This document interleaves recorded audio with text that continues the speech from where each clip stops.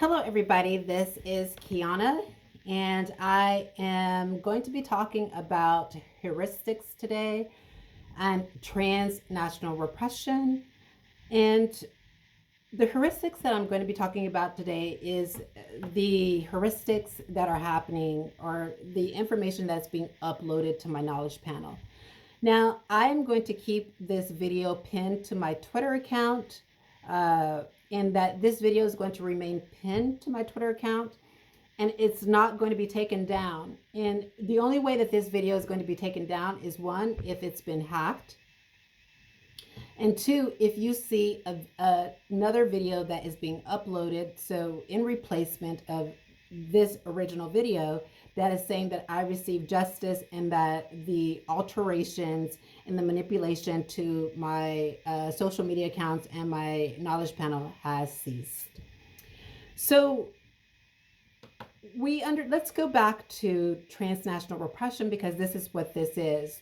So transnational repression is where governments reach across their borders to silence dissent. It's important to understand that governments don't all have the same modus operandi when they are engaging in transnational repression. So, for instance, there is the practice of extraordinary renditions, and this is where a victim is removed from the host country and possibly taken to a different location or taken to a different country, and they're subjected to all forms of ill treatment in that new location. Then you have incommunicado detention, where this is where the victim may stay within the host country or within this country or within this city, and they are deprived access to legal representation. They are deprived access to legal information. This detention is extrajudicial in nature. There is no judge or jury that's deciding this detention, and the person is their opportunity to speak with loved ones and family is foreclosed. And then you have enforced disappearances, where the person is kidnapped, and that can be a person that is taken off the streets in the host country, or it can even happen where they're actually taken off the streets, and then no one knows where they went and why they disappeared, and they could be moved to a different location. And then you have the practice, unfortunately, which is somber and frightening, which is alivement of the dissenting party, which is often a human rights defender, an activist, a journalist, etc. And when we think about transnational repression, the countries that often come to mind are Russia or China or Turkey, and sometimes our mind is thinking, well, these are the only countries that are participating in these destructive practices that violate human rights. But that's not the case. Democratic regimes also engage in transnational repression.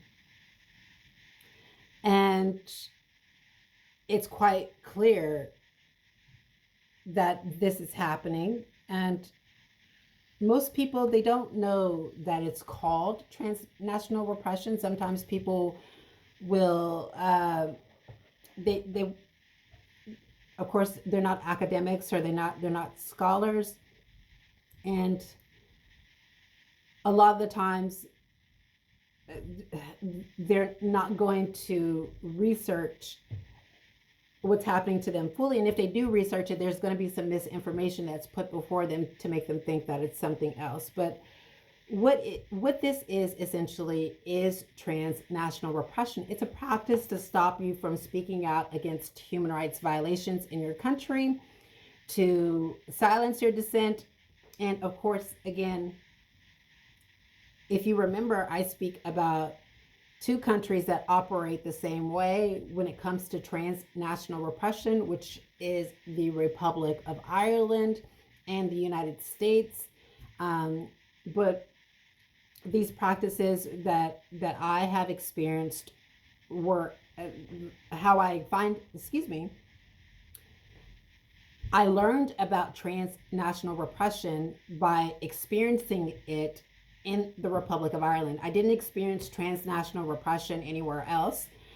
I only experienced transnational repression in the Republic of Ireland.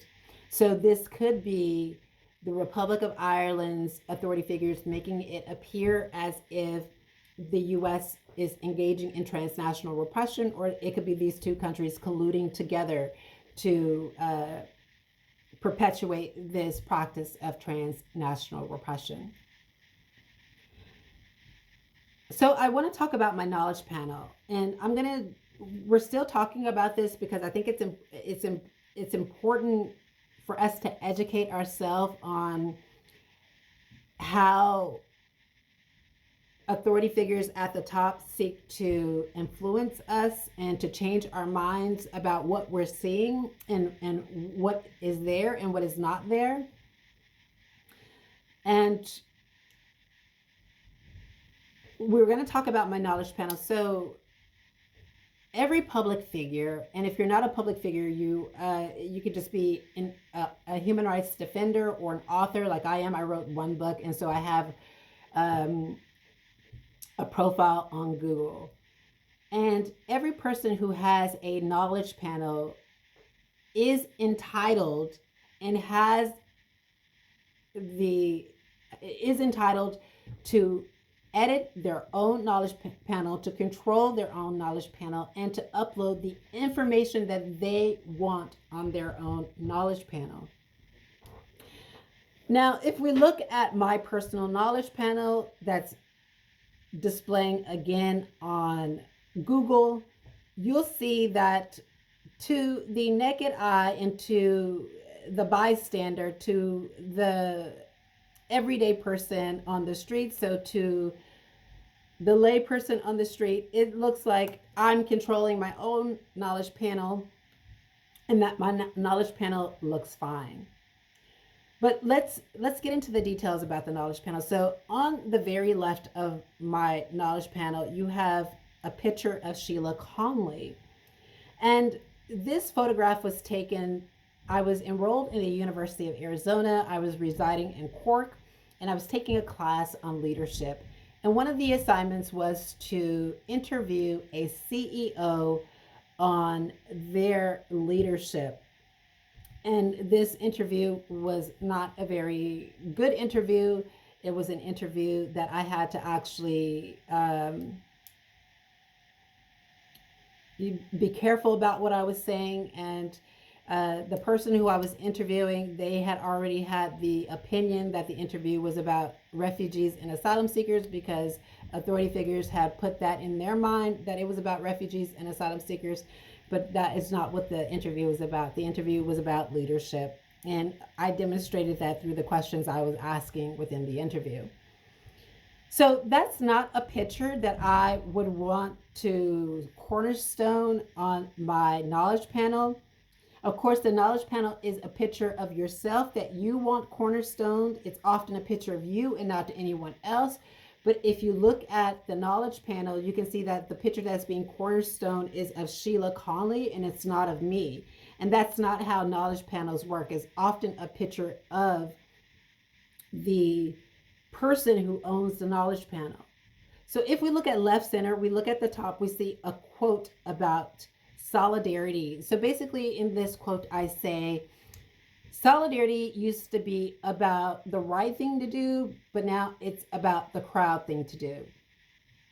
And of course, this is a very powerful quote in my opinion, and I'll get into that later when I discuss the Elephant Man. I'm not going to be discussing that right now, but this is not a quote or a video that I would want cornerstone on my knowledge panel.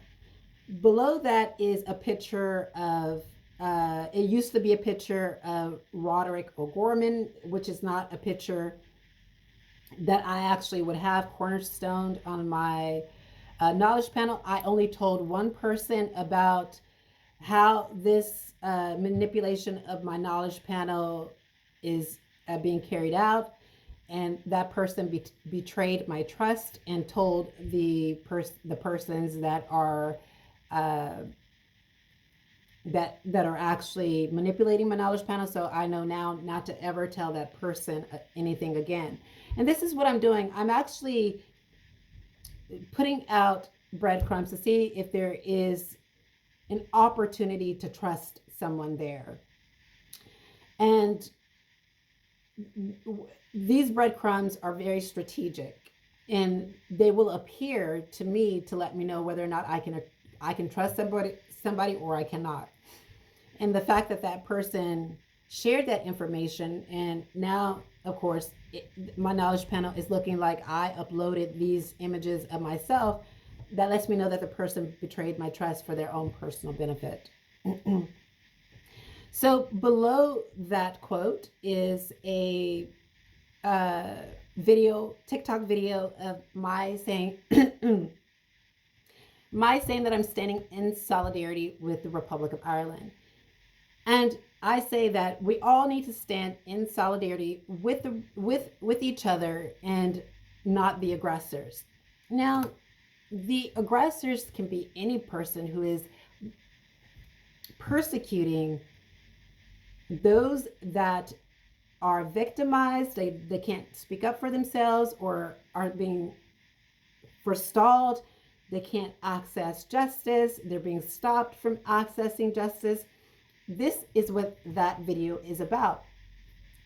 When I actually recorded that video, I recorded that video in the Republic of Ireland. I was residing in the Republic of Ireland, and I was trying to appeal to the Republic of Ireland by saying, hey, listen, we have always had the same, in history, the same plight.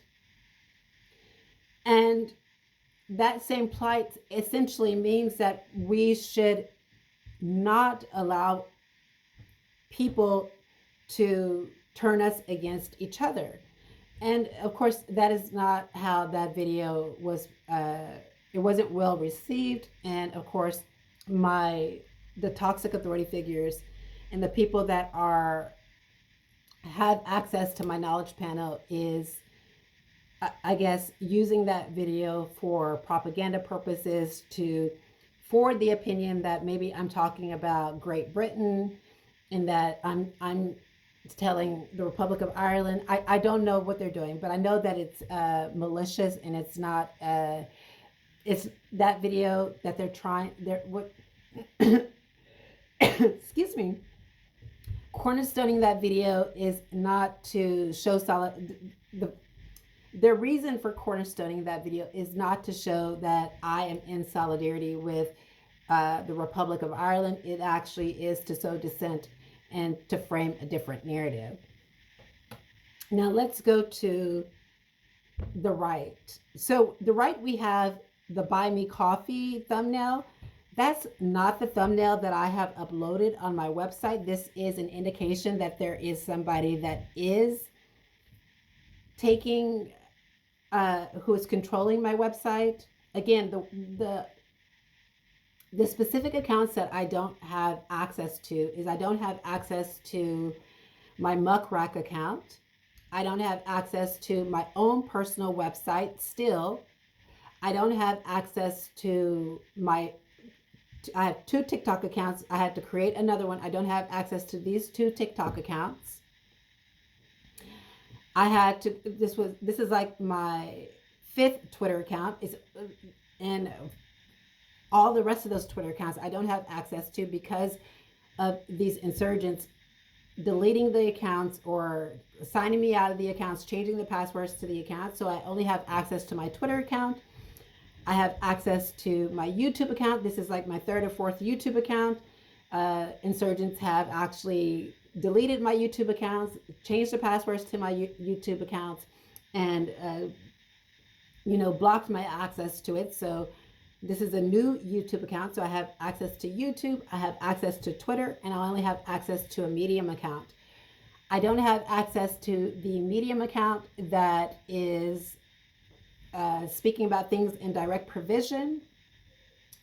I don't have access to that account, and I have contacted Medium on several different occasions. I have not received a response back to them. I suspect that my communications are being intercepted by insurgents working on the behalf of either the Republic of Ireland or the United States.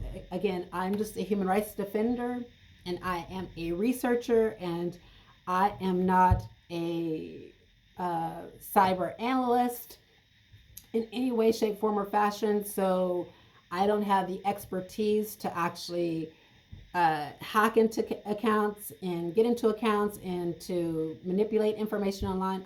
I don't have that expertise. So to the very right, we have a pitch.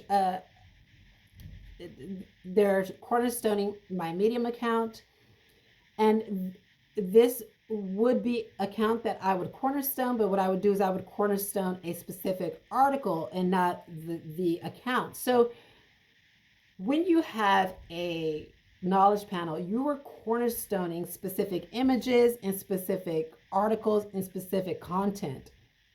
And I wouldn't just cornerstone my Medium account, because if you look down, you can find the Medium account on Google. And then below that account on the very left, you have the TikTok account that I don't have access to, which is cornerstoning that video about Ireland. Now, I would not actually cornerstone this account because I don't have access to it. And of course, I'm no longer in the Republic of Ireland, so there would be no need for me to cornerstone that video. However, the toxic authority figures and the insurgents that are manipulating my content, they know that you're going to take mental shortcuts and you're not going to actually elaborate on it that well. You're going to look at it and you're going to be like, okay, it looks fine to me. I don't know what she's talking about. Things look great to me. And many people, they don't have a knowledge panel, so they don't know how knowledge panels work. And if you do have a knowledge panel, you do know how knowledge panels work. So only those who have a knowledge panel will understand how my particular knowledge panel is being manipulated by insurgents working on the behalf of the Republic of Ireland or the United States in an effort to silence my dissent and to try and frame the narrative that there is something wrong with me, because to the world, my knowledge panel looks great and wonderful, or my knowledge panel looks like, what everyone's knowledge panel looks like. But when you analyze it in detail, again, the one picture that is so important to analyze about this, there's actually two, that's so important to analyze is that first picture that is showcasing Sheila Conley. That picture is supposed to be a picture of me and not of somebody else. And although I am in that picture, if you look at the knowledge panel, you see that it's actually a picture of her that's being showcased and not the picture of me.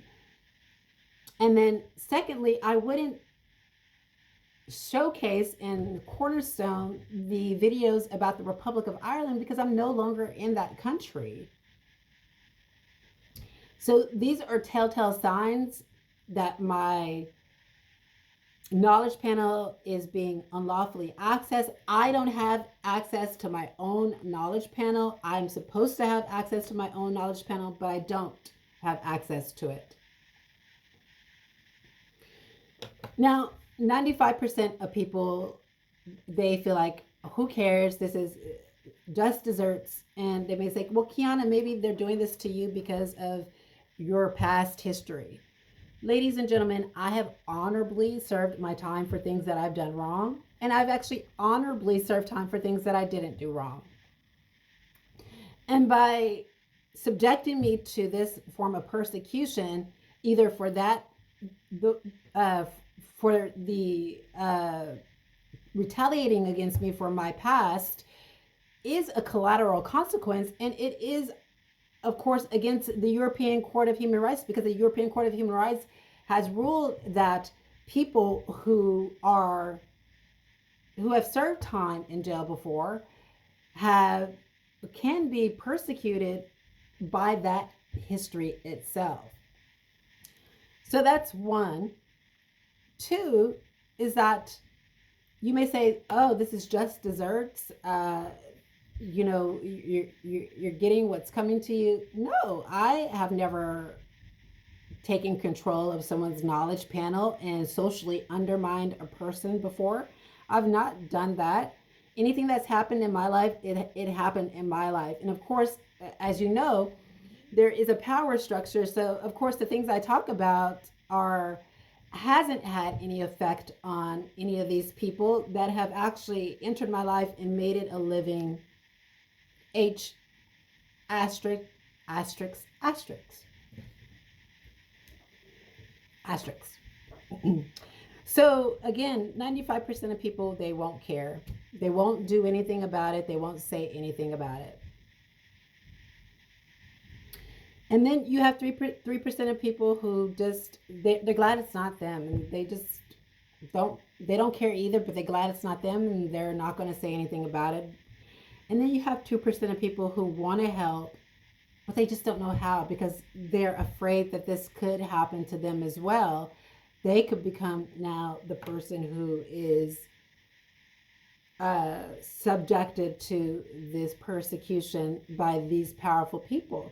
Now, these powerful people could be the U.S. government. It could be, and it is definitely a government that's doing this, and people that are working under this government that is helping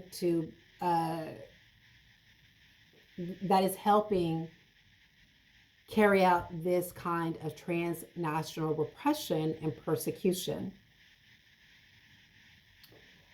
So we understand that there are people that are going to be victimized because, again, I'm not the ideal victim. So people are not going to look at me as a person who is victimized because of my past history and because of the things that the U.S. government is saying that I did, which is absolutely false. People are not going to look at let me clarify that so that's not being manipulated. So in 2013, I had an encounter with police, and the police violated my rights. And what I did was I went to the police for their assistance, but they violated my bodily integrity and they violated my rights. And after that situation happened, they incarcerated me on trumped up charges and tried to frame me to cover up their acts of human rights violations and persecution. So again, this is what led me to file an asylum claim. Initially, there have been other incidents that have happened after that particular situation that we won't get into, because that is for, of course, these are legal issues, and these are for asylum. An asylum claim is something that I can't speak out publicly on. Excuse me. But as you can see, is that once you have made a mistake in your life, the powers in the status quo is not going to let you change and become a better person. What they're going to continue to do is victimize you, victimize you, victimize you, victimize you, victimize you. So essentially, in their mind, that you, because of your past, you can never be victimized. And ladies and gentlemen, what this allows to happen is this allows the cycle of victimization to continue. For example, we're going to talk very briefly about Jordan Neely. So Jordan Neely was a man who was homeless. Of course, he was homeless when he was in his teenage years, and he impersonated Michael Jackson to try and make a living. And he was often taunted for impersonating Michael Jackson on the streets. And we know that Jordan Neely often went days, if not weeks, without having anything to eat or drink. And then one day, of course, years would pass. He would get on the subway. He would speak about that frustration of not being able to have something to eat and drink. And what would happen next is that he would be unalived by a vigilante. Now, in the news, what is being spun by the media is that Jordan Neely was violent and that Jordan Neely had mental illness. And ladies and gentlemen, this is a cycle of abuse of Black Americans in the United States of America.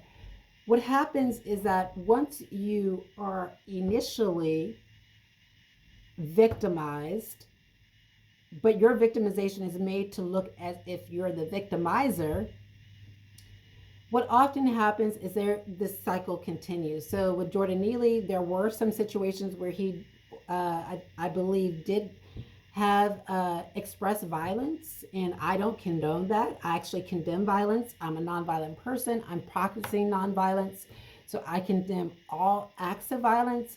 But I do understand that this man was hungry and that he was in a place to where, his right to food and water was being deprived.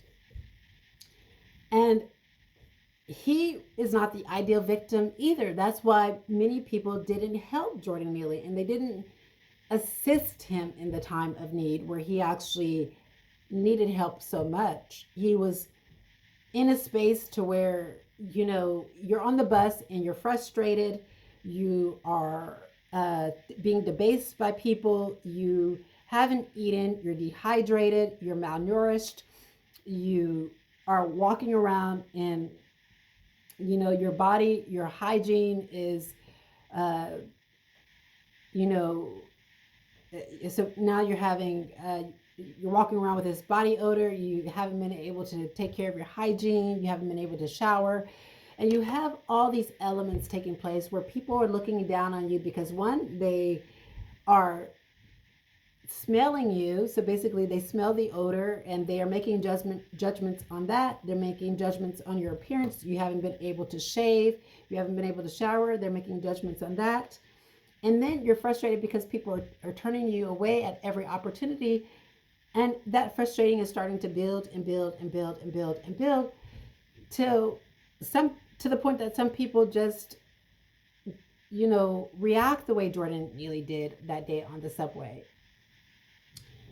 And this is another reaction that we see with the Elephant Man, Joseph Merrick. Again, we know that he had these deformities and these tumor growths all over his body and on his head, and he was constantly bullied and mistreated. He wasn't seen as the ideal victim either. He was looked at as a mockery.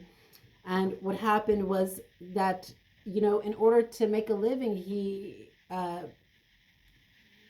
got himself into the circus and to try and support himself and to feed himself. And it was somebody who saw him and heard him and wanted to study him, which was in a way of I think that this person meant well, was trying to help him, but of course a lot of people were making a mockery and turning him into a curiosity there as well. And we know that one day that Joseph Merrick was wearing a bag over his head because he didn't want to frighten anyone. He was trying to fit into and assimilate into society, and he had all these people chasing after him because of his appearance, which is what he was trying to do, is assimilate. And he was running from this crowd of angry people. He accidentally knocked over a young woman, and all people could see, a young girl, and all people could see from that was that he actually maybe assaulted this young girl, physically. And he continued to run until he was cornered in a restroom, and he just had enough. He let out this wail that said, "I am not an animal. I am not an animal. I am a human being."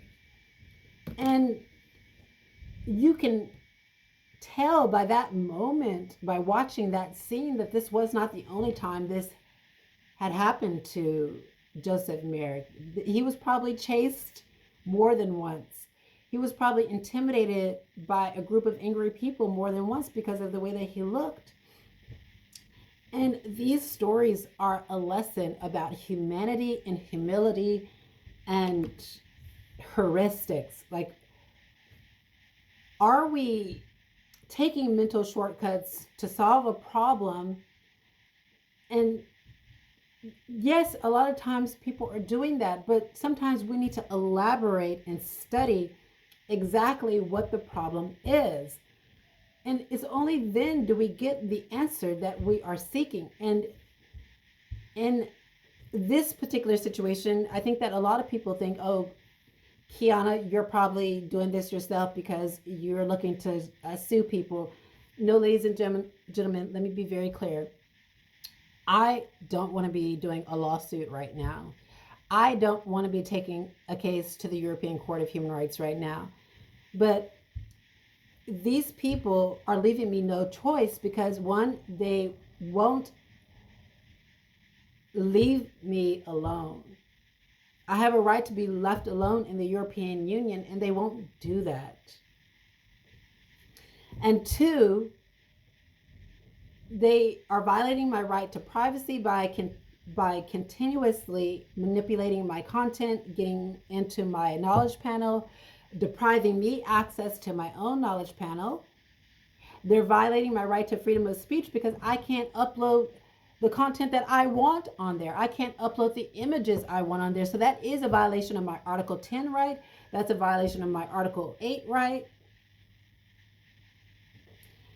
And it's a violation of my Article 3 right to be free from degrading treatment and punishment, because every time I go out and try and get assistance, there is a narrative that is being spun about me that is placing me further and further and further into my victimization, where people are denying me justice, where people are calling the police on me because I'm trying to get justice.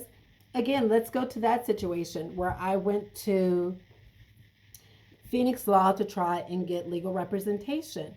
Now, when that lawyer said, so while I was sitting down in the law office, I was sitting down in the chair, and the lawyer came rushing toward me, the male lawyer. And he's a very tall guy. Like, he's taller than me. He's like maybe 6'3" or 6'4". So he's very tall. And he's a very, he's not a small guy. He's a very stocky guy. So it scared me, right? So because he was rushing toward me, it was in an aggressive manner, I started to record the situation. And again, when I was outside, I recorded the whole situation because I was in fear of my life.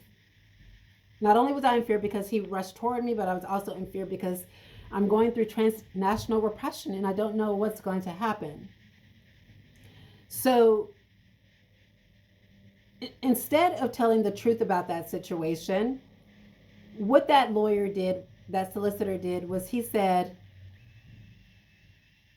that I assaulted a female in the office. Now, why did he say that? He knew that he couldn't use himself because he is a very tall guy, 6'4". He's bigger than me. He has more power. Even if I tried to, which I didn't, even if I tried to do something to him, he would have knocked me on on the ground. He would have overpowered me. This is a big man. So he knew he couldn't use himself. So basically he used one of the women in the law office, which is one of the other women is, I don't know which one he was using, but one of the women is also bigger than me. So she could have probably taken me down as well. So it was probably the woman that was the same height as me. And they probably thought, well, maybe let's use her to say that she assaulted this particular woman. But the whole time I was saying, I'm scared, I'm scared, I'm afraid, I'm afraid, I'm scared. And every time that they said that, I backed away. I'm scared too. I'm afraid because I'm going through transnational repression. I'm seeking help. So you can see how people, I'm not looked at as the ideal victim, in that this is further placing me in situations where I'm being victimized, like Jordan Neely, because what the authority figures wants to happen is that I will act aggressively and violently so that I can be taken out, or that I will take myself out, or that a police officer will take me out. And ladies and gentlemen, we have to really be careful about how the way in which we are relying on the information that authority figures are putting out to us, because it can be very manipulative. And just as you think that people like me can manipulate, they can manipulate as well. It doesn't matter if they're a religious person leading a religious group. It doesn't matter if they are a Taoiseach. It doesn't matter if they are a president of the United States of America. These people can manipulate as well. So I'm going to pin this video to my Twitter account. It's not going to be taken down. The only way that I will replace this video is you'll know that this has stopped. All of this has stopped if this particular video here is replaced with another video with me coming on screen saying that all of it has stopped and I have got justice. Until then, you must assume that this is still happening and that this is continuing to happen to me. Regardless of what you see on the internet, regardless of what you see on Google, this is still happening. Again, I want to be clear. I personally do not have access to my own knowledge panel, and what is being cornerstoned on my knowledge panel, I would not cornerstone it myself. There are specific things that I want to cornerstone on my knowledge panel, and that is not being cornerstoned.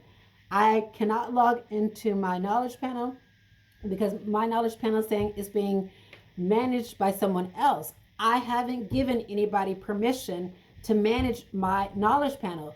I haven't given anybody permission to manage me. I don't have a manager.